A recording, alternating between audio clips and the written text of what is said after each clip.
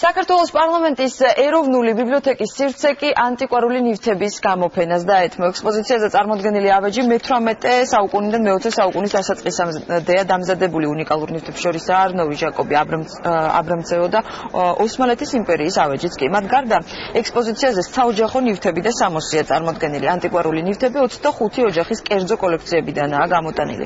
აღმოსავლური და დასავლური კულტურის უნიკალური ნიმუშების ნახვა დამთვალიერებელს 18 მაისამდე შეეძლება.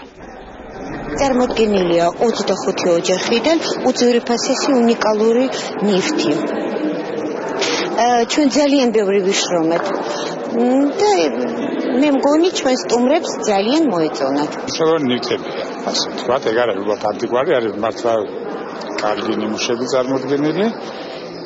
ცოდნეებისთვის ძალიან საინტერესოა, არაცოდნეებისთვის როგორც გამოფენა, მე მგონი როგორც სიამოვნებას მიიღებენ. საინტერესოა ძალიან აი ეს თემა აღმოსავლური, რომელიც საოცრებაა, რომ საქართველოშია და ეს კიდევ ერთხელ ხაზს უსმევს იმას, რომ ჩვენ ყოველთვის ვიყავით იმ ესთეტიკის, იმ გემოვნების ნაწილი, რომელსაც დასავლური კულტურა და საერთოდ საზოგადოება ატარებს.